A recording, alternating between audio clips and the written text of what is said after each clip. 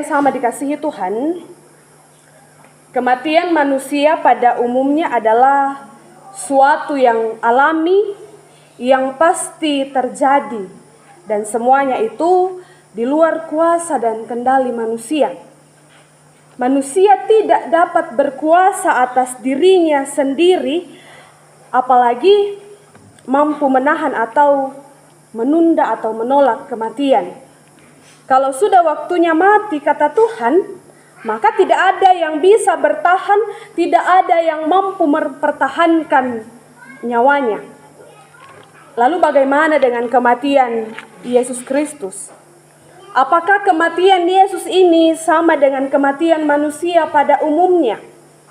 Apakah kematian Yesus ini sesuatu hal yang kebetulan? Apakah kematian Yesus ini terjadi di luar kuasa dan kendalinya? Ataukah kematian Yesus ini menyatakan kelemahan dan kegagalannya? Jawabannya tidak, Bapak Ibu Saudara-saudari. Kematian Yesus bukanlah sebuah kematian yang kebetulan. Kematian Yesus tidak terjadi di luar kuasa dan kendalinya. Tapi kematiannya adalah penggenapan nubuat Alkitab untuk menyelamatkan manusia berdosa, yaitu saya dan Bapak Ibu Saudara-saudari. Melalui salib Yesus menunjukkan bahwa Dialah Mesias. Melalui salib Dia menunjukkan bahwa Dia anak Allah yang memegang kendali. Bahkan sampai kematiannya Dia tetap memegang kendali. Mari kita lihat bacaan kita pada saat ini. Ketika Yesus disalibkan dan ketika Yesus mati, ada dampak yang luar biasa. Ada kejadian-kejadian yang luar biasa yang terjadi. Yang pertama, dampak dari penyaliban Yesus. Dampak dari penyaliban Yesus ini terjadi dampak bagi alam. Jelas dalam bacaan kita bahwa kegelapan meliputi tempat itu selama 3 jam. Lalu setelah dampak bagi alam itu, kemudian ada seruan Yesus menjelang kematiannya. Itu jelas dalam bacaan kita di ayat 46 sampai ayat 47. Setelah seruan Yesus, Yesus kemudian diberi anggur asam di ayat 48. Dan setelah itu, Yesus menyerahkan nyawanya. Kemudian dampak yang kedua. Dampak dari kematian Yesus ini berupa tanda yang terjadi pada saat itu, di mana tirai di bait Allah terbelah menjadi 2 dari atas sampai ke bawah. Terjadi gempa bumi, bukit-bukit batu terbelah, bahkan kuburan-kuburan dan orang-orang mati pada saat itu bangkit. Itu sebuah tanda kemahakuasaan Allah bahwa meskipun Ia disalibkan, meskipun Ia mati, tetapi Ia tetap memegang kendali dalam semua itu. Nah, Bapak Ibu Saudara-saudari, dari dampak penyaliban dan kematian Yesus ini, ada mujizat yang terjadi, ada tanda-tanda yang terjadi. Lalu ketika orang pada saat itu menyaksikan mujizat ini, menyaksikan tanda-tanda ini, ada respon yang mereka kemudian alami, ada sesuatu yang kemudian mereka alami ketika mereka melihat kejadian ini. Yang pertama, bahwa mujizat-mujizat itu menyadarkan baik kepala pasukan, baik prajurit-prajurit maupun orang yang berkerumun pada saat itu. Setelah mereka melihat tanda-tanda itu, mereka kemudian, wah, orang ini betul anak Allah. Kemudian yang kedua, mujizat itu juga disaksikan oleh para perempuan yang ada di sana. Ketika Yesus digiring untuk disalibkan, ketika Yesus disalibkan, bahkan ketika Yesus mati, para perempuan itu tidak pergi. Mereka terus berada di sana menjaga Yesus. Sikap para perempuan ini menunjukkan keberanian. Mereka menunjukkan kesetiaan mengikuti Yesus meskipun pada saat itu yang mungkin dalam Alkitab tidak dijelaskan bahwa mungkin mereka kelaparan, mungkin mereka kecapean mengikut dan menyaksikan Yesus. Tetapi mereka tetap dengan berani dan setia mengikut Yesus. Bapak Ibu Saudara-saudara yang sama dikasihi Tuhan, dari kisah penyaliban dan kematian Yesus, harusnya juga membawa mujizat dalam kehidupan kita semua, menyadarkan kepada kita bahwa dosa-dosa kita telah ditebus lewat kematiannya di kayu salib. Karena itu dalam kehidupan kita selanjutnya, mari berusaha melawan kuasa dosa dengan hidup dalam Kristus dan menaati firman-Nya. Para prajurit, para pasukan pada saat itu mengalami perubahan ketika mereka menyaksikan kematian Yesus. Lalu bagaimana dengan kita selaku orang-orang percaya di zaman sekarang? Apakah kita juga mau mengalami pembaharuan? Apakah kita juga mau disadarkan oleh kematian Yesus? Tentu kerinduan kita semua kita mau. Tapi itu tergantung dari kita. Mungkin kita mengatakan kita mau disadarkan, kita mau diubahkan oleh salib Kristus. Tapi kembali lagi dalam kehidupan kita, mampukah kita betul-betul sadar? Mampukah kita betul-betul menjadi orang percaya yang diubahkan oleh kuasa Roh Kudus, oleh kuasa Tuhan?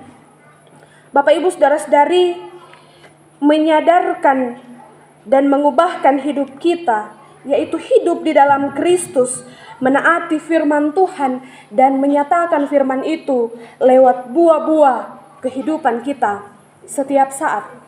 Bapak Ibu saudara-saudari, saya mau tanya, di sini banyak pepaya. Orang bilang ada pepaya laki dan pepaya birang. Apa bedanya itu pepaya laki dan pepaya birang? Ya, karena pepaya itu yang birang banyak buahnya. Kalau pepaya laki hanya berbunga tapi tidak menghasilkan buah.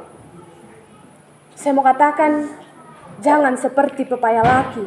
Keberimanan kita jangan seperti pepaya laki, hanya mampu berbuah tapi buahnya rontok dan bunganya rontok tapi tidak dinikmati. Mari seperti pepaya pepaya birang yang dalam pertumbuhannya ketika ia bertumbuh dengan sehat menghasilkan buah yang dinikmati oleh orang banyak, menghasilkan buah yang dinikmati oleh orang yang menanamnya, dan kemudian setelah tua terus menghasilkan buah sampai ia mati. Pepaya laki hanya bisa bertumbuh, ya dinikmati juga, tapi ini penikmatannya dalam bentuk buah. Pepaya laki tidak mampu berbuah. Pepaya laki tidak mampu dinikmati buahnya oleh orang yang menanam, oleh orang yang di sekitarnya. Sama juga dengan kehidupan keberimanan kita. Mari hidup dalam Kristus, dan kehidupan keberimanan kita dalam Kristus harus juga menampakkan buah yang kemudian dinikmati oleh orang di sekitar kita. Jangan hanya berbuah lewat perkataan-perkataan tetapi tidak ditunjuk. Jangan hanya berbunga lewat perkataan-perkataan tetapi tidak berbuah lewat tindakan setiap hari. Rugi kalau kita hanya mengatakan saya orang percaya yang ditebus, saya mengasihi, tapi keditai kialo tidak menunjukkan kasih. Itu. Karena itu Bapak Ibu saudara-saudari, lewat penyaliban Yesus, mari menaati firman Tuhan dengan berbuah dalam kehidupan kita. Dan lewat firman Tuhan juga, lewat kisah penyaliban Yesus ini, mari meneladani sikap perempuan yang menjadi saksi Kristus. Mereka tetap berani, mereka tetap dengan setia mengikut Kristus dalam situasi dan kondisi apapun.